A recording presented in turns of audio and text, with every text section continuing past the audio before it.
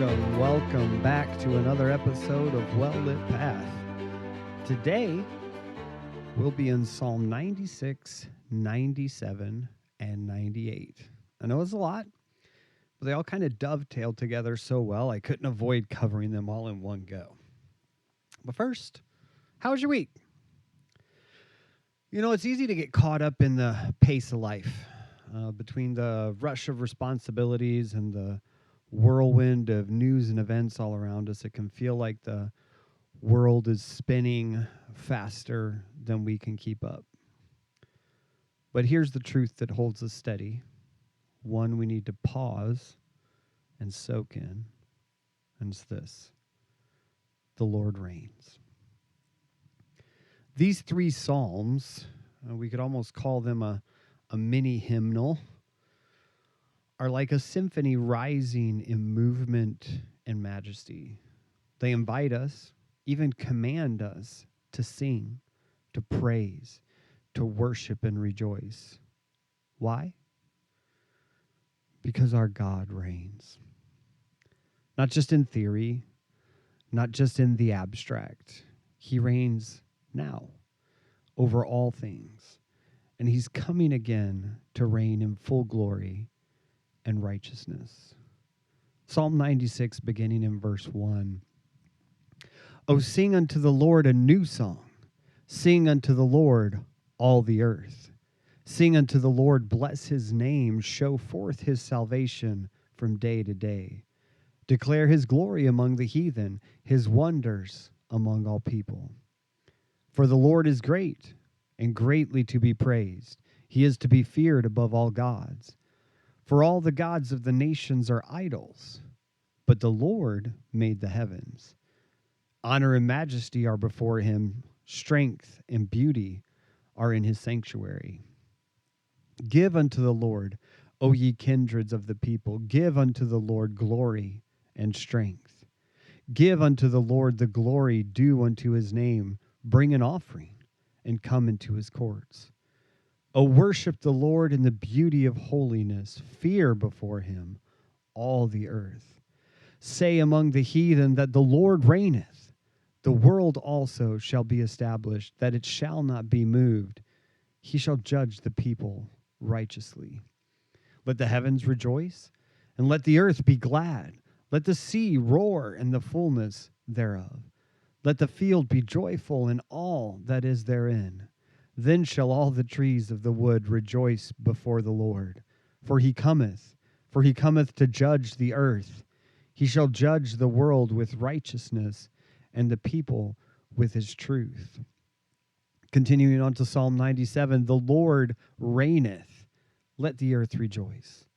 Let the multitude of the isles be glad thereof. Clouds and darkness are round about him. Righteousness and judgment are the habitation of his throne. A fire goeth before him, and burneth up his enemies round about. His lightnings enlightened the world. The earth saw and trembled. The hills melted like wax at the presence of the Lord, at the presence of the Lord of the whole earth. The heavens declare his righteousness, and all the people see his glory. Confounded be all they that serve graven images, that boast themselves of idols. Worship him, all ye gods. Zion heard and was glad, and the daughters of Judah rejoiced because of thy judgments, O Lord. For thou, O Lord, art high above all the earth. Thou art exalted far above all gods. Ye that love the Lord, hate evil. He preserveth the souls of his saints. He delivereth them out of the hand of the wicked. Light is sown for the righteous, and gladness for the upright in heart. Rejoice in the Lord, ye righteous, and give thanks at the remembrance of his holiness. Then in Psalm 98, O sing unto the Lord a new song, for he hath done marvelous things. His right hand and his holy arm hath gotten him the victory. The Lord hath made known his salvation. His righteousness hath he openly showed in the sight of the heathen. He hath remembered his mercy, and his truth toward the house of Israel. All the ends of the earth may have seen the salvation of our God.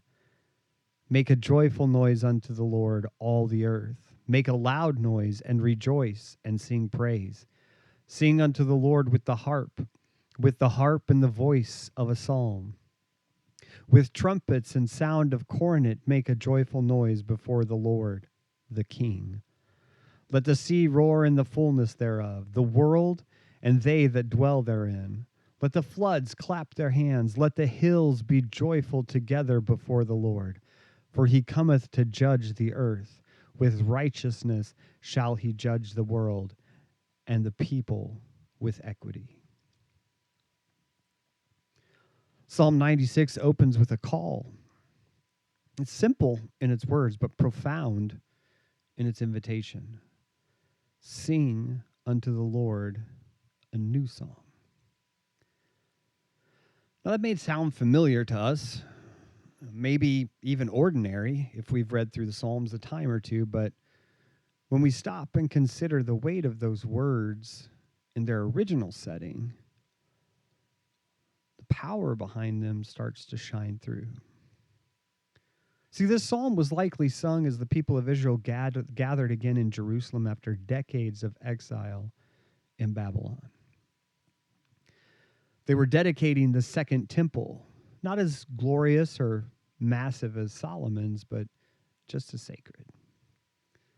These were people who had tasted the bitterness of judgment, who had lived as strangers in a foreign land, and now, by God's mercy, we're back in the land of promise, rebuilding what had been broken.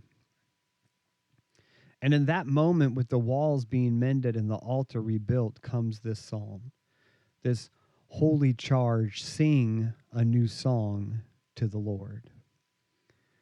Not just a nostalgic song about what used to be, not a lament of what was lost, but a new one. A song born from fresh mercy, from grace. It was a declaration that God's faithfulness had not failed them, that his covenant stood firm, that even after judgment, there was restoration. It was a call to look forward to the reign of the Lord that had not ceased even when they were captives in Babylon. Don't we need that reminder today? Sometimes we go through seasons where our worship feels stuck, where it becomes routine, checked boxes, the same words sung without much thought. Maybe life has just hit us hard in the moment, and we feel like we're just kind of picking up the pieces. But like Israel returning to Jerusalem, we too are invited to sing something new. Not because God has changed, but because we've seen more of him. We've walked through fire and come out refined. We've tasted and seen that the Lord is good, even in the valley. And a God who walks with us there is worthy of a fresh song every day. But then notice this, the call to sing isn't just inward. See, it doesn't just stop at the temple gates. This song is meant to go out to the nations, declare his glory among the heathen, the psalm says. But just think about that for a moment. Israel had spent 70 years surrounded by foreign gods and pagan practices. And surely they were keenly aware that not everyone knew the God they served. And instead of withdrawing or growing bitter, they were told to proclaim, to let the world know that the Lord, the God of Abraham, Isaac, and Jacob, reigns. And that word reign would have carried some weight with it for them. They'd just come from the shadow of Babylon under the thumb of kings who thought themselves to be gods. They had seen idols on every street, temples to false gods towering over the land. And now they were being reminded, our God reigns. He always has. He still does. And everyone needs to know it. And we're not so different. Well, we may not be building a temple with stones, but we are living stones in a spiritual house. And we too are surrounded by those who don't yet know our God. We live in a culture full of idolatry, it's not carved images, but the idols of this age are money, fame, pleasure, self. People are still bowing down to the works of their own hands and the desires of their own hearts. And just like Israel, we're not meant to hide away or stay silent. We're meant to declare, to call our neighbors, our coworkers, our communities to worship, not out of arrogance, but out of awe. And we've tasted something too good to keep to ourselves. So this new song, it's not just for Sunday morning. It's not confined to the sanctuary. It's a message meant for the nations. Praise isn't private. It was never meant to be. It's meant to spill over into conversations, into our homes, into our digital spaces, into our testimonies. Our worship should be so alive, so real, so anchored in the truth of God's reign that it draws others in and compels them to ask, who's this God you talk about? Who's this God you sing about? And Psalm 96 gives us the answer loud and clear. He is great and greatly to be praised. There's a clear contrast drawn here between the Lord and the so-called gods of the nations. See, these idols, whether made of stone or gold or ego and pride, they're nothing. They can't hear. They can't speak. They surely can't save. But our God created the heavens. Splendor and majesty surround him. Strength and beauty are in his presence. He isn't just one option among many. He is the one true God, sovereign and supreme, full of glory and might. And when people realize that, when it really sinks in, that's when they're drawn into worship. Not just because we're told to, but because we want to. The psalm says to give unto the Lord the glory due his name. Not because he's somehow desperate for affirmation, but because he's worthy. He's due every ounce of praise we can give and so much more. And on top of that, we're invited into a posture of reverence to worship the Lord in the beauty of holiness. It's not about outer garments or temporal rituals. The beauty of holiness is about being set apart. It's about coming before him with clean hands and a pure heart.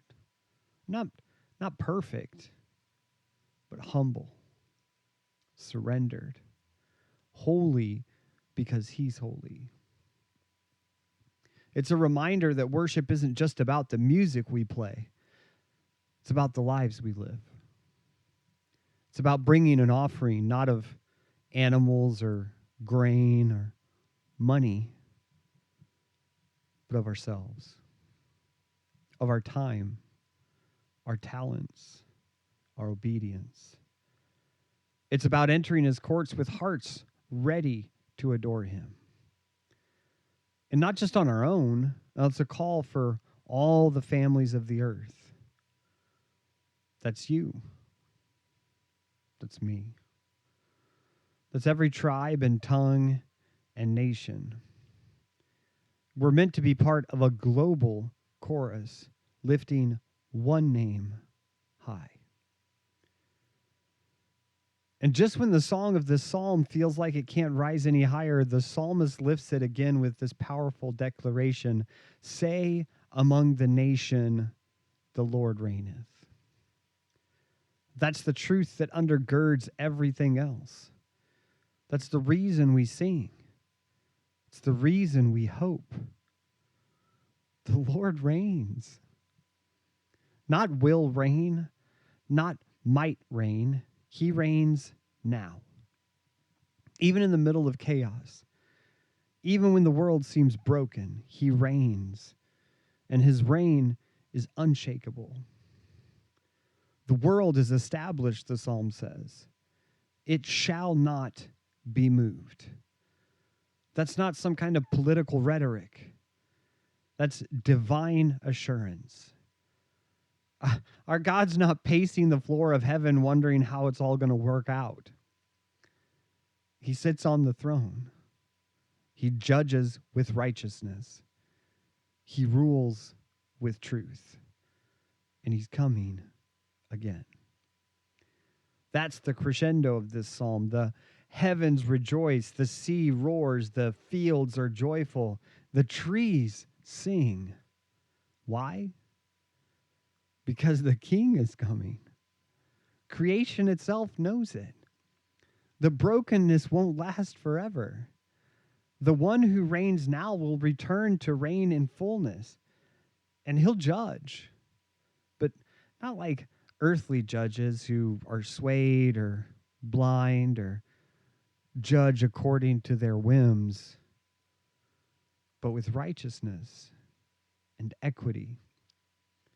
Justice is coming, real justice, holy and true. And for those who belong to him, that's not something to dread. That's something to celebrate. That's where we anchor our hope. In a world that feels increasingly hostile to truth, increasingly deaf to God's voice, we'll hold fast to this: the Lord reigns. And because he reigns, we can sing. We can rejoice. We can invite others to come and see. This psalm isn't just a worship song, it's a mission. It's a declaration. It's a call to rise up from apathy, shake off despair, and lift our eyes to the King of glory. And just like Israel gathered at the foot of the newly restored temple, we too are being called to dedicate our hearts afresh, to build our lives around his presence, to sing songs that declare who he is.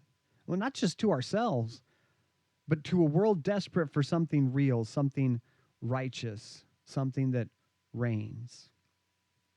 So sing. Sing loudly. Sing boldly. Sing joyfully, because the Lord reigns, and that changes everything. Then we enter into Psalm 97, and the tone here deepens a little bit. It's not just rejoicing anymore, it's reverence. The Lord reigns. Let the earth rejoice, yes, but also let the multitude of isles be glad. There's a difference. There's no shallow happiness. This is a settled gladness rooted in the truth of who God is. Clouds and darkness are around him, the psalm says. Righteousness and judgment are the foundation of his throne. This image is being painted for us. This isn't some kind of tame, kind of keep on your shoulder and tell you what to do right kind of God. It's no soft, feel-good picture. This is holy ground. This is the throne of the Most High. And the atmosphere around it, it's charged with mystery and might. We're reminded that while we can draw near to God because of Jesus, we're to do so with reverence. He's not common. He's not small. He is exalted. And as the psalm continues, fire goes before him and burns up his enemies. Lightning lights up the world. The earth trembles. The hills melt like wax at his presence. These aren't just poetic lines. This is truth. This is the greatness of our God on display. He's exalted over all, over his enemies, over creation, over the false gods that pretend to be something, over every power and principality. We live in a world that's full of just a bunch of noise. People exalt their ideas, their platforms, their influence.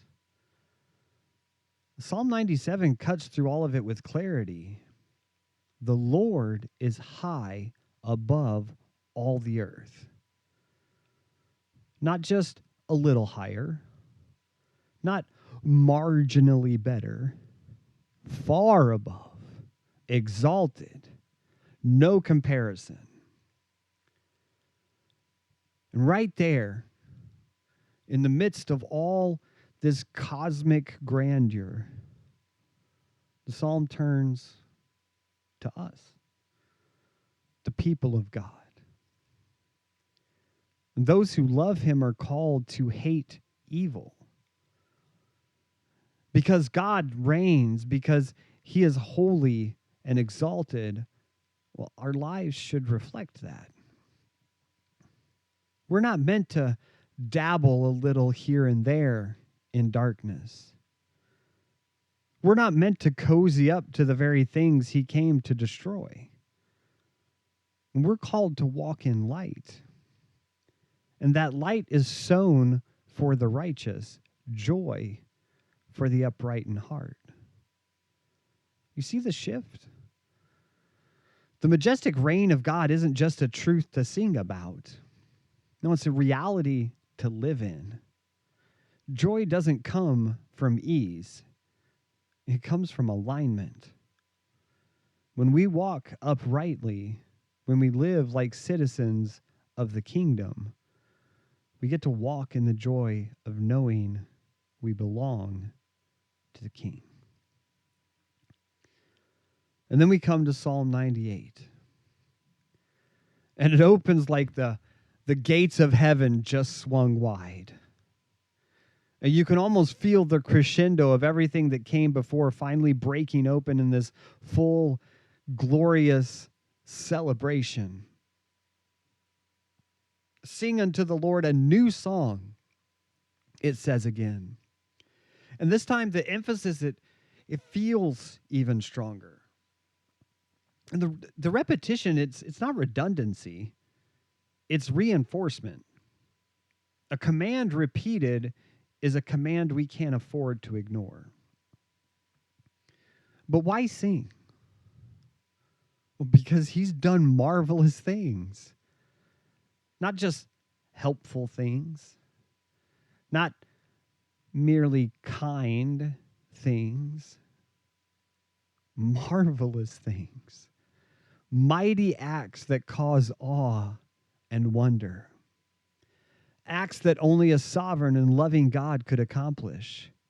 His right hand, his holy arm has gotten him the victory. The psalmist is talking about the salvation of the Lord, the deliverance of his people, the revealing of his righteousness, the display of his covenant mercy that stretches from Israel to the ends of the earth. This is more than just national pride. It's more than a song of victory after war. This is a worldwide proclamation of the glory of God, a triumphant declaration that salvation has been made known, that righteousness has not been hid in a corner, and that the Lord has remembered his mercy and truth toward his people. And not only has Israel seen it, all the ends of the earth have seen the salvation of our God. So it's no surprise then that creation joins in. The seas roar. The floods clap their hands.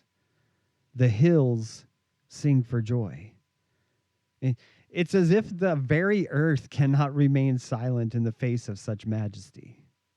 The king is coming. And this time he's not coming quietly.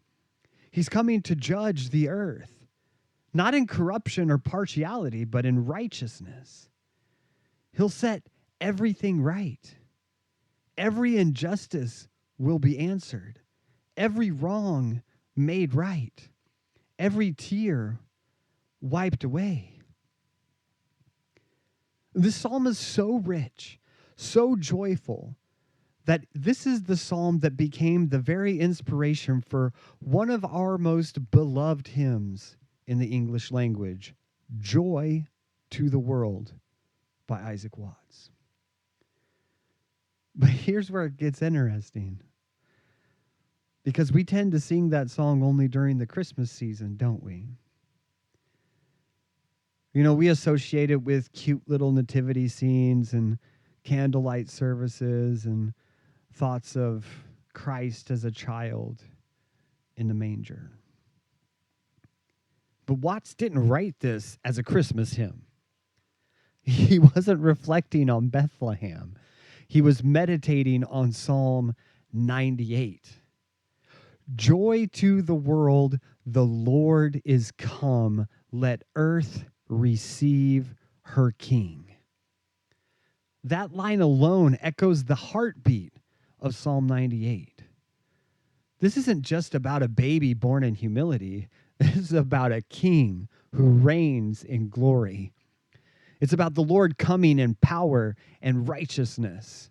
The next line, they speak volumes. Let every heart prepare him room, and heaven and nature sing. That's Psalm 98 right there. The earth rejoicing, the seas roaring, the hills breaking forth into song. And as we move through the verses of that hymn, we continue to hear it over and over again.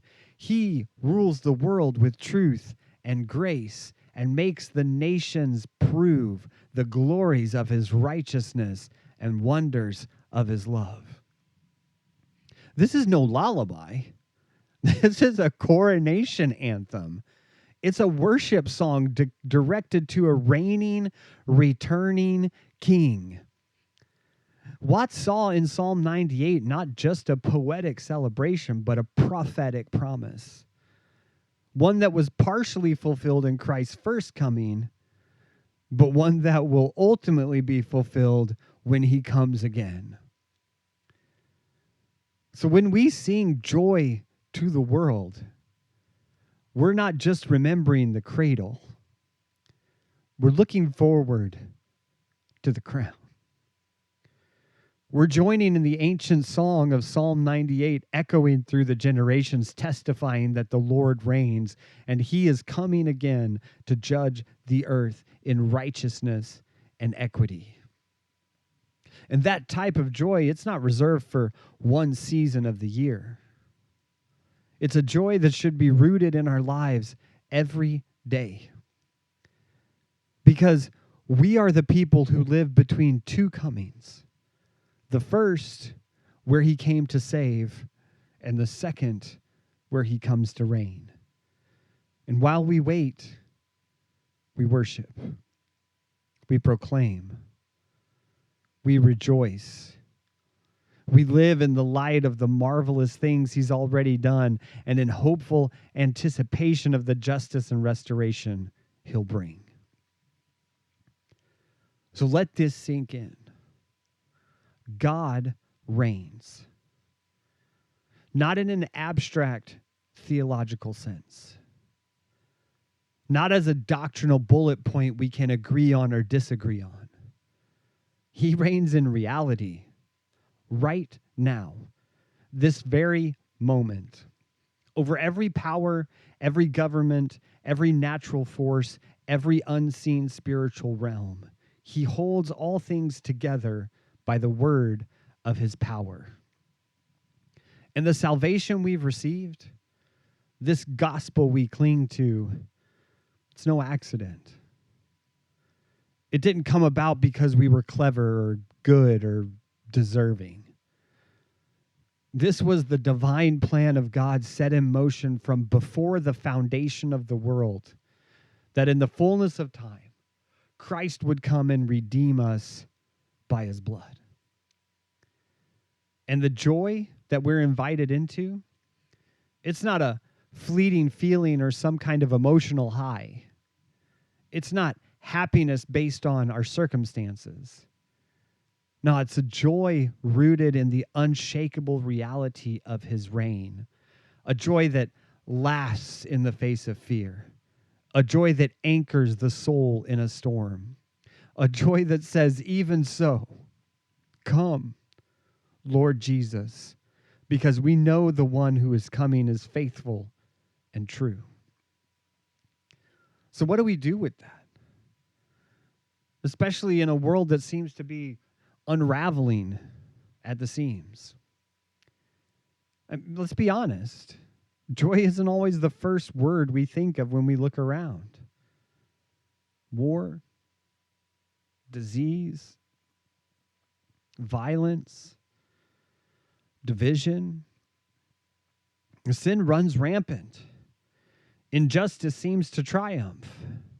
And we find ourselves asking, if God reigns, why is there still so much brokenness? Y'all, we can't make the mistake of confusing his patience with his absence. Scripture tells us he's long-suffering, not willing that any should perish, but that all should come to repentance. He's waiting, not because he's indifferent, but because he's merciful. Evil exists because people choose it. That's the cost of free will. A God who forces us to love him is not a God of love at all, but a God who allows choice and yet still steps into our mess to redeem us is a God worthy of our trust and our praise. Make no mistake, judgment is coming. The King is coming. And every wrong will be made right. He'll deal with evil, and those who persist in it, who reject his mercy, will not stand. But until that day, we who know him are called to live with joy. Not ignorance, not denial, not escapism, but joy rooted in faith. Joy rooted in truth. Joy rooted in the reign of Christ. So we sing. We worship. We declare, not because our lives are easy, but because our God is faithful. Not because the world is good, but because our God is greater than this world. We raise our hands in praise, not to pretend everything is okay, but to proclaim that even when everything is not okay, he is. He reigns. Worship, then, becomes our act of resistance against fear, against doubt, against the tide of cultural confusion and moral collapse. When we worship, we align ourselves with heaven's perspective. We make war against despair. We remind our hearts and a watching world that our hope is not in politics or prosperity or personal success. Our hope is in the one who has done marvelous things, whose holy arm has brought salvation, who is coming again to judge in righteousness. Who else is like our God? Who else is holy, just, merciful, and mighty? Who else speaks and stars appear, breathes and life begins, dies and yet lives again forevermore? Who else leaves heaven's throne to take on flesh, suffer for sin, conquer death, and offer grace to those who deserve wrath? There is no other. No philosophy, no idol, no religion, no movement. No name under heaven given among men whereby we must be saved, but Jesus. Jesus alone reigns, and he will reign forever and ever. So when we sing, whether it's joy to the world in December or Psalm 98 in March, let that joy be full. Let it be fierce. Let it be loud, because the Lord has done marvelous things. How can we neglect so great a salvation? How can we stay silent? How can we not sing when the best is yet to come? Is he worthy? Is he worthy of all blessing and honor and glory? He is. And one day, maybe soon, he'll return. Sin will be cast out. Evil will be judged. Those who rejected him will receive the justice they demanded. And those who believed, those washed in his blood, will be gathered to a kingdom with no end. A city whose builder and maker is God, where the Lamb is the light, and there's no more night. So rejoice. Sing a new song. Worship in the beauty of holiness. Clap your hands. Shout for joy. Let the trees and the hills and the oceans join the chorus. The Lord reigns, then, now, and forevermore. Thanks for walking with me a while as we read the word together. Won't you join me again next week, and we'll walk just a little further? If you like the podcast, go ahead and hit that follow button. If you have any questions about salvation or general podcast questions, reach out to us via email at podcast@lakeworthbaptist.org. Go ahead and follow us on Instagram and Facebook by looking for LWBC_publications.